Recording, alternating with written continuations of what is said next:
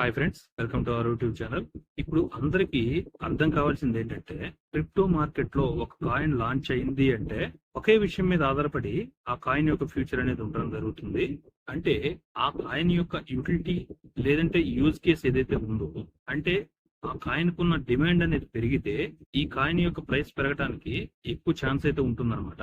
అదే ఆ కాయిన్ కి యూటిలిటీ మాత్రం ఏమీ లేదు, అలాగే యూజ్ కేస్ సిస్టమ్ లేదు, అలాగే ఉన్న ప్రజలైతే ఎవరైతే ఉన్నారో వాళ్ళు ఈ కాయిన్ ని అసలు యూజ్ అయితే చేయట్లేదు. అటువంటప్పుడు ఆ కాయిన్ కి ఎటువంటి గ్రోత్ ఉండదు, ఫ్యూచర్ లో గ్రోత్ కూడా అవ్వదన్నమాట. ఎందుకంటే దాన్ని ఎవరు యూజ్ చేయరు. అందుకే ఏ కాయిన్ మార్కెట్ లోకి వచ్చినా గానీ దానికి సంబంధించిన కోర్ టీం ఉంటుంది కదా, ఆ టీం అనేది దాన్ని యూజ్ చేయడానికి కొన్ని యాప్స్ ని అయితే తీసుకురావడం జరుగుతుంది. దాని ద్వారా ఆ కాయిన్ కొన్ని యూజ్ కేస్ ని పెంచి ఆ కాయిన్ గ్రో అవడానికి చాలా కృషి చేస్తారనమాట. ఇప్పుడు మన పై నెట్వర్క్ కూడా ఇటువంటి ప్రయోజనం కోసమే 4 మంచి యాప్స్ ని డెవలప్ చేసి లాంచ్ చేయడానికైతే సిద్ధంగా ఉన్నారని చెప్పేసి మనకు తెలుస్తుంది. ఈ యాప్స్ కానీ లాంచ్ అయితే మార్కెట్ లో ఉన్న పెద్ద పెద్ద బిజినెస్ తోటి వీళ్ళు పోటీ పడటానికి రెడీగా ఉన్నారు అని చెప్పేసి మనం అయితే అర్థం చేసుకోవచ్చు. ఆ యాప్స్ ఏంటి అనే విషయం మీద ఈ వీడియోలో మాట్లాడుకుందాం. ముందుగా మనకి నిన్న నేను ఏదైతే వీడియో చేశానో ఆ వీడియో కామెంట్స్ లో కొన్ని కామెంట్స్ అయితే రావడం జరిగింది.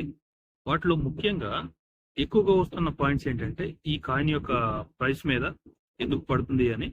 అలాగే రెండో కామెంట్ కానీ చూసుకుంటే, నాకు మైగ్రేషన్ అయితే కంప్లీట్ అయిపోయింది, కానీ ఏదైతే మైగ్రేట్ అయ్యి వచ్చిన కాయిన్స్ ఏదైతే ఉన్నాయో నా వ్యాలెట్ కి రాలేదు, వేరే ఎవరో వ్యాలెట్ కి వెళ్ళిపోయాయి, ఇప్పుడు ఏం చేయాలి అని చెప్పేసి అడుగుతున్నారు. ముందుగా మనం పై కాయిన్ ప్రైస్ ఎందుకు పడుతుంది అనేది చూసుకుంటే, ఇది అందరికీ తెలిసిన విషయమే.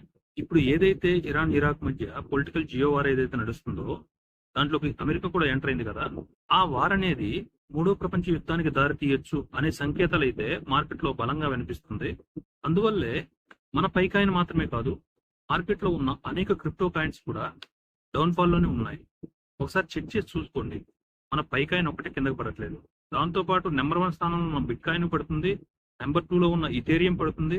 దీన్ని అనుసరించి ఎన్నో కాయిన్స్ అనేది డౌన్ ఫాల్ లో ఉంటుంది జరిగింది. అంతేగాని ఈ కాయిన్ యొక్క ఫ్యూచర్ లేక కాదు, ఈ కాయిన్ లో పొటెన్షియల్ లేకపోవడం కూడా కాదు.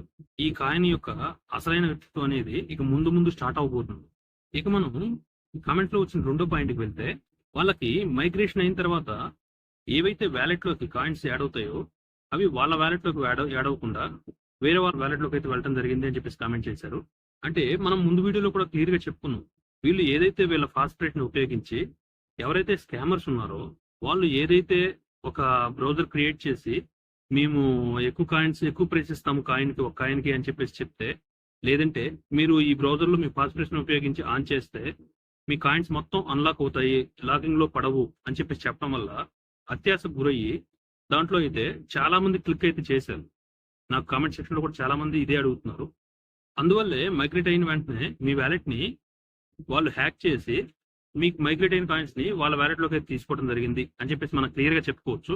ఇటువంటివి కానీ జరిగితే ఏదైతే స్కామ్ కు గురయ్యాయో ఆ కాయిన్స్ అయితే మళ్ళీ తిరిగి మనకు రావడం అయితే జరగదు ఫ్రెండ్స్. కానీ కొంతమందికి ఫస్ట్ ఏదైతే వ్యాలెట్ క్రియేట్ చేసి, ఓల్డ్ వ్యాలెట్ అంటారు కదా, ఆ క్రియేట్ చేసిన వ్యాలెట్ ని యాడ్ చేసి అలాగే ఉంచుతారు, కానీ మళ్ళీ న్యూ వ్యాలెట్ క్రియేట్ చేస్తారు కానీ కన్ఫర్మ్ చేయరు. అందువల్ల ఏదైతే కన్ఫర్మేషన్ వ్యాలెట్ ఉందో ఆ వ్యాలెట్ లోకే ఈ కాయిన్స్ అనేది వెళ్ళటం జరుగుతాయి. ఆ ఫాస్ట్ ప్రైస్ కానీ మీకు గుర్తుంటే మళ్ళీ ఆ కాయిన్స్ అయితే మీరు తిరిగి పొందొచ్చు అనమాట.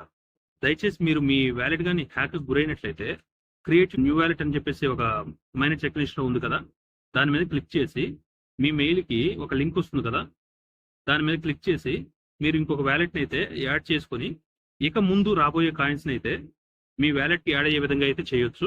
ఆ విధంగా చేసుకోండి. మీకు అర్థమైందని నేను అనుకుంటున్నాను.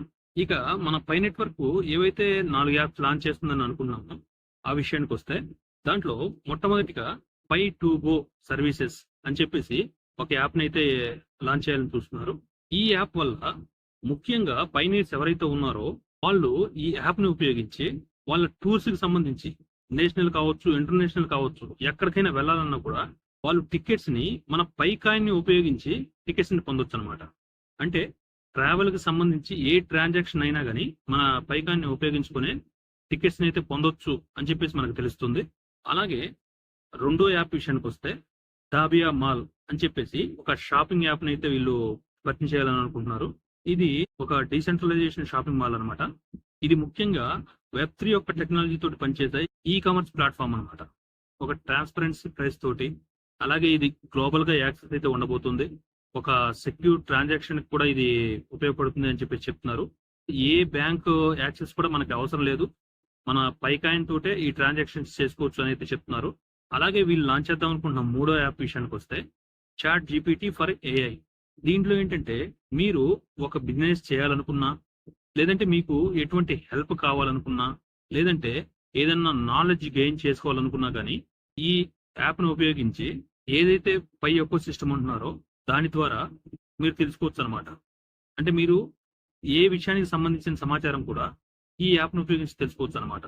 అలాగే నాలుగో యాప్ విషయానికి వస్తే ఓల్డ్ ఫోర్స్ పూల్. ఇది ఒక డీసెంట్రలైజ్డ్ ఫ్రీలాన్సింగ్ మార్కెట్ అన్నమాట. అంటే ఇప్పుడు మనం ఎలా చెప్పుకోవాలి, మనం ఆన్లైన్ జాబ్స్ చూసాం, ఎక్కువ మంది చేస్తూనే ఉంటారు కదా. ఎదుటి వ్యక్తికి కొన్ని అవసరాలు ఉంటాయి, అంటే వాళ్ళ వర్క్ కు సంబంధించి కానీ దేనికి సంబంధించిన కానీ కొన్ని పనులు ఉంటాయి. ఆ పనులు ఆన్లైన్ ద్వారా మీరు వాళ్ళకి చేసి పెట్టి మీరు అమౌంట్ అయితే సంపాదించుకోవచ్చు అనమాట. అలాగే మీకు సంబంధించిన అవసరాలు కూడా మీరు వేరే వాళ్ళ దగ్గర పొందొచ్చు అనమాట. అంటే మీకు సంబంధించిన పని మీకు కష్టంగా ఉన్నప్పుడు ఎదుటి వ్యక్తి ద్వారా మీరు పొందొచ్చు, లేదంటే మీ ద్వారా ఎదుటి వ్యక్తి పొందొచ్చు అనమాట. వీళ్ళు ప్రవేశపెడుతున్న ఈ 4 యాప్లు కూడా ఇప్పుడు ప్రెజెంట్ సమాజంలో రన్నింగ్ లో ఉన్న కొన్ని బిజినెస్ కి పోటీ ఇవ్వడానికే తీసుకొస్తున్నారు అని చెప్పేసి అనిపిస్తుంది. అలాగే చివరిగా ఒక్క మాట ఫ్రెండ్స్, ఎప్పుడూ కూడా మీరు ఒక కాయిన్ యొక్క వాల్యూ అనేది దాని ప్రైస్ వెనక మట్టి ఆలోచించకండి. ఎప్పుడు కూడా మీరు ఒక కాయిన్ యొక్క వాల్యూ తెలుసుకోవాలనుకుంటే దాని యూటిలిటీని కానీ యూజ్ కేసుని కానీ మీరు చూడాలి. ఒకవేళ ఆ యూటిలిటీ యూజ్ కేస్ అనేది నిజంగానే ఉంటే, వీటి ద్వారా ఎకో సిస్టమ్ లో ఎంగేజ్మెంట్ అనేది క్రియేట్స్ అవుతుంది నిజమే అయితే, మనకి ఆ కాయిన్ ద్వారా ఫ్యూచర్ లో ఎటువంటి ప్రాబ్లం అనేది ఉండదు. ఇది క్లియర్ గా చెప్పుకోవచ్చు. అందుకనే ఇప్పుడు మనం పై నెట్వర్క్ కూడా తొందరగా అటువంటి యూటిలిటీ యూజ్ కేస్ కి సంబంధించే ఈ 4 యాప్ను కూడా ప్రవేశపెట్టబోతుంది. ఎవరు ఫ్యూచర్ లో ఈ పైకాయిన్ ప్రైస్ గురించి కంగారు పడాల్సిన అవసరం లేదు. కానీ మనకి సంతృప్తికరమైన మనం ఆలోచించిన ప్రైస్ రావాలంటే కొన్ని సంవత్సరాలు అయితే కంపల్సరిగా వెయిట్ చేయాలి అని చెప్పేసి చెప్పదలుచుకున్నాను. నేను చెప్పిన ఈ విషయాలు కానీ మీకు నచ్చితే ఒక లైక్ చేయండి. అలాగే ఈ కాయిన్ గురించి ఇంకా ఏదన్నా సమాచారం కావాలి అంటే నాకు కామెంట్ సెక్షన్ లో తెలియజేయండి. నేను తప్పకుండా దాని గురించి రిప్లై ఇస్తాను, లేదంటే దాని గురించి ఒక వీడియో అయితే చేస్తాను. మళ్ళీ ఒక మంచి వీడియోతో మళ్ళీ కలుద్దాం. అంతవరకు థ్యాంక్ యూ.